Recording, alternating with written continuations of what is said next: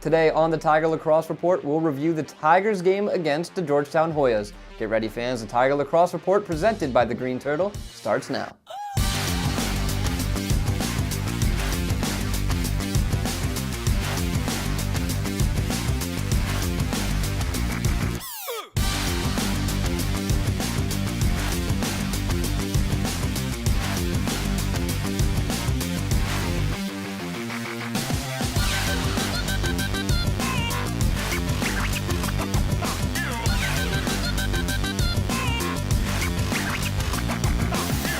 Hello again and welcome to the Tiger Lacrosse Report. I'm your host, Ben Rosenbaum. Towson made the trip to DC to take on the Georgetown Hoyas in a tough battle. The Tigers ultimately fell 10-7. As always, I'm joined by the head coach of the Tigers, Sonia LaMonica. Coach, welcome back.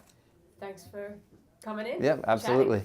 Tough game. It was a weird game too. It was very slow start scoring wise. It took a while to get the first goal in from either team, and then it just didn't seem like everything was all the dots connected for you. Yeah, you could tell not far into the game it was going to be a grinder.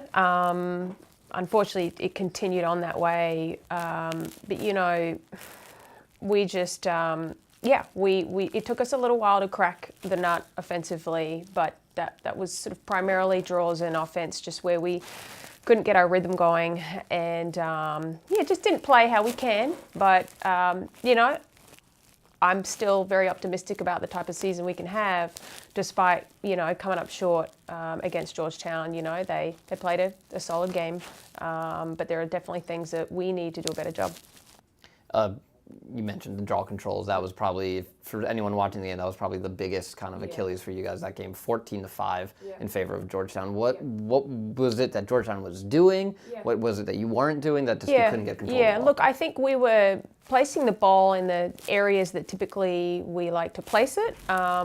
Georgetown has an outstanding midi attacker in Francesca Winehurst, who's probably one of, if not the fastest players in the country. She can move, and she did a great job on the circle of just competing hard, getting first step, boxing out. And I think just at times she was a bit of the thorn in our side on that circle play. That's where, we really needed to, we're continuing to learn strategies around the circle. We worked a little bit on that this past week, and it's just an area we got to keep working on in practice to keep developing, our middies. We have Liv and Sammy sometimes coming up. We had Carrie involved on the circle because she's one of our quickest players off the line, and she had some success. So we just haven't quite found the rhythm there yet, but we will, and we're determined to, and I've no doubt we'll figure it out.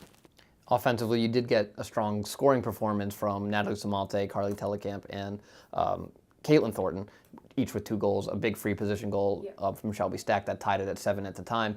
So they were doing, what they needed to do to get the ball in the back of the net. Probably could have done a little bit more. But what did you see from the offense? Well, I would say from our individuals out there, particularly when you go back to the film, it'll be really quite eye-opening, I think, for our players. And I'm sure a lot of them might see that just in processing the game and reliving it as you do, sometimes the losses. But just some subtle things that we need to do a little differently. We had some great looks. Our decision-making was a big problem. How the zone was shifting, because Georgetown was playing a zone, something that we're somewhat familiar with. But just we need to keep developing their awareness for how the zone works, and just those subtle things that we can do a little differently, where we put the ball, how we leverage the zone, and we could have put up a lot of goals had we just made those subtle differences. So again, I think we're close, but no cigar. We've got to do some of those things better. And I'm very confident in our team and our offense that, with our help as coaches, that we're gonna get that crack in here soon. Defensively, Kylie Keating had a good day, or especially early on. They were getting a lot of looks right on the doorstep, and Kylie able to kind of shut the door. Yeah, she had some really nice saves. It could have, you kind of you're afraid to think about what could have been had Kylie missed some of those, because you always say a goalie makes the saves you should make and then make a few that you shouldn't. Yeah, there's a couple that I don't think many goalies would have made, but she made them. And so what did you think about Kylie and the defensive unit as a whole?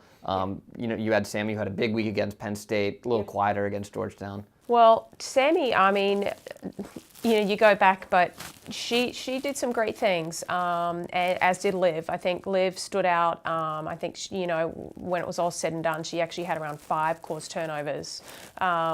Sammy still chipped in a few, but, Liv and Sammy, as I said, they're both getting involved in the draws as well for us. They got a big workload. Liv's helping clear the ball.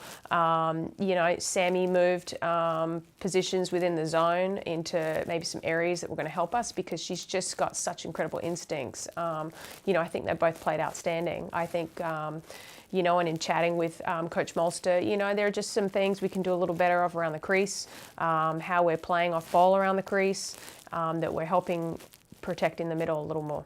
All right. That'll do it for us today on this edition of the Tiger Lacrosse Report. Join us next time when we preview the Tigers matchup against Navy. For head coach Sonia LaMonica, I'm Ben Rosenbaum. Thanks for joining us. And as always, go Tigers.